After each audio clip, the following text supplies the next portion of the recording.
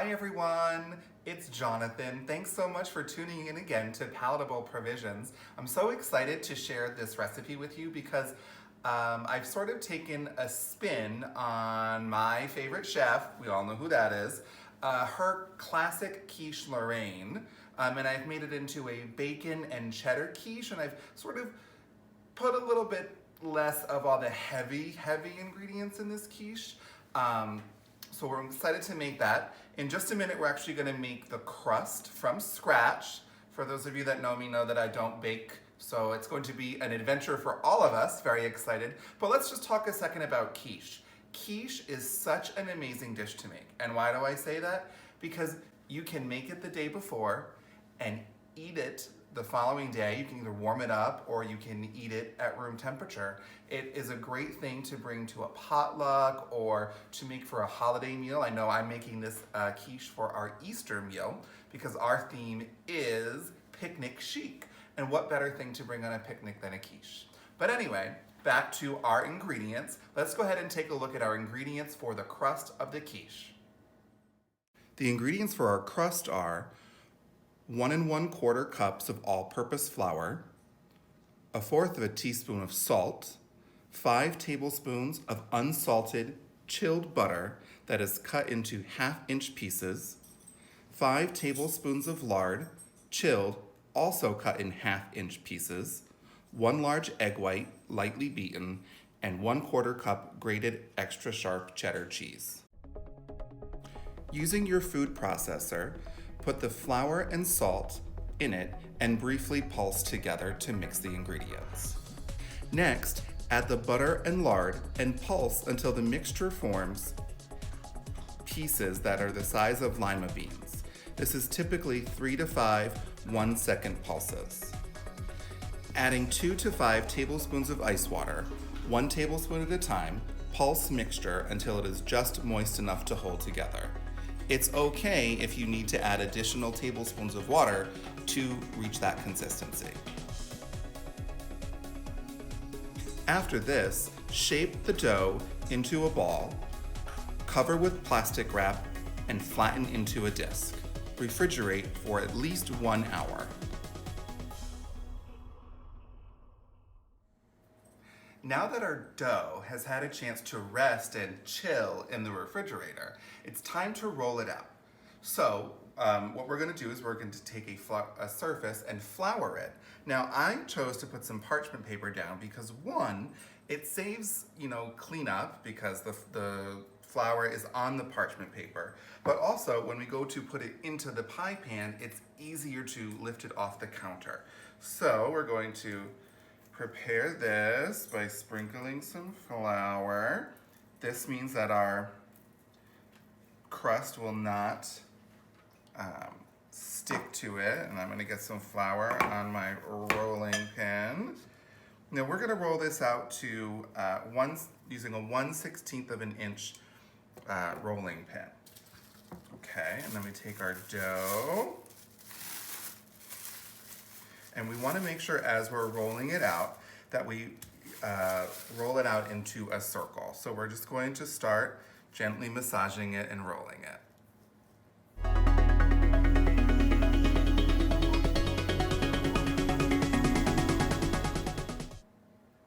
Wow, that was real fun, wasn't it? Whew. Now that we have our crust molded into our pan, we're going to bake it. Now in order to bake it and have the sides not fall down, we need to weight it down. So what we're gonna do is we're gonna take some buttered parchment, place it butter side down, and then in the center you can put pie weights or rice or dried beans.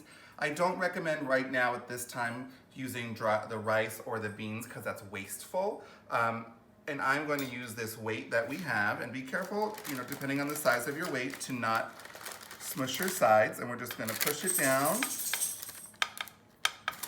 Voila. And then we're going to put this in the oven for 20 minutes.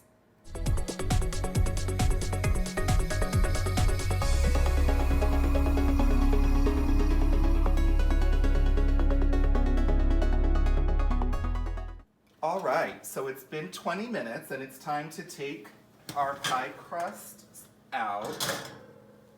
And we're going to do the next steps.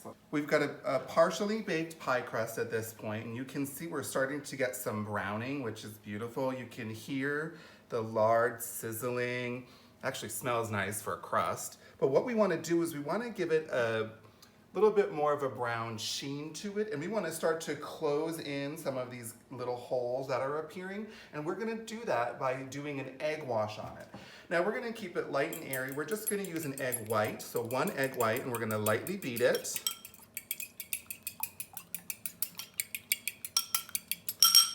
Okay, and then we're just going to take and we're just going to brush it all over the inside and the side of our crust. This is gonna be such a great quiche. I'm so excited. And like I said, that's gonna help to fix that. And then we're just gonna sprinkle this on the inside here with cheese. Okay. And then we're gonna put this back in our oven to bake this up. And we're going to bake this for an additional 10 minutes. Okay, 10 minutes later, it's time to take out our cooked crust. Wow, look at all that cheese. It's so melted. You can see that it's been a nice golden brown. Now we're going to prepare our filling. For our filling, we will use 6 strips of bacon cut into 1/2-inch pieces. Pro tip, make the bacon ahead of time. Also, 3 large eggs, 1½ cups of heavy cream, 3/4 of a teaspoon of chopped sage, 1/4 of a teaspoon of pepper, a 1/4 teaspoon of grated nutmeg, and salt and pepper to taste, as well as 1 tablespoon of unsalted butter cut into tiny pieces. The first thing we're going to do is we're actually going to take our pre-cooked bacon and we're going to line and sprinkle it on top of our crust. It's okay if they overlap, but you would like it to be as close to a single layer as possible. Now you can do the bacon while the crust is cooking. You can cook it in advance, but what you want to do is make sure that it's not super crispy because it's going to continue to cook when we get it in the oven. Okay, next we're going to take a large mixing bowl, and into our bowl we're going to add 3 eggs, 2½ cups of heavy cream. Now, this is going to be a very rich quiche, rich in flavor. So if you want to substitute whole milk or a lighter cream or something, feel free to. We're going to put in some ground nutmeg, some sage, and of course, salt and pepper. And then we're going to mix this together. Now, a lot of people think that quiche is all cheese. It's actually cream. So that's why you don't see any cheese going into this mixture. Now, in Julia Child's cookbook, Mastering the Art of French Cooking, she does give you some additional quiche recipes that are variations that use some more cheese. We're going to pour this mixture into our crust. And the last step before we put it back into the oven for 25 to 35 minutes is we're just going to take about just about 1 tablespoon of unsalted butter, and we're going to cut it into tiny little cubes, maybe, and we're going to dot them around the quiche. And the reason that we're doing this is going to create some nice pockets of browning on top and sort of create like it's not really a crust, but crust idea, some crust adjacent topping. Okay, put it in our oven, and then we're going to set our timer. We're going to go right in the middle. We're going to do 30 minutes. Okay, so between 25 and 35 minutes, your quiche should be done. You'll want to check for it to be golden brown on the top The center slightly puffed, but the middle or the center of it not completely set yet, but almost set. It smells very good, and you can see it's nice and golden brown. Now we're gonna let it sit for 15 minutes before serving. Well, friends, whew, we survived baking a quiche. Barely, but we did it.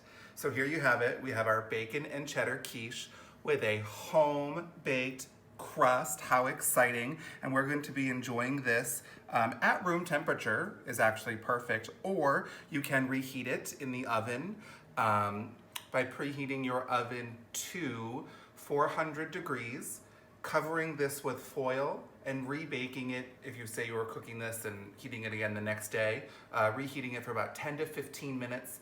Take it out, let it sit for about 5 to 10 minutes. And the reason you don't want to cook it any longer or microwave it is because that will lose the flakiness of the crust and it will make the eggs rubbery. Well, thanks so much for watching us here on Palatable Provisions. We hope that you enjoy your Easter. Bon appetit.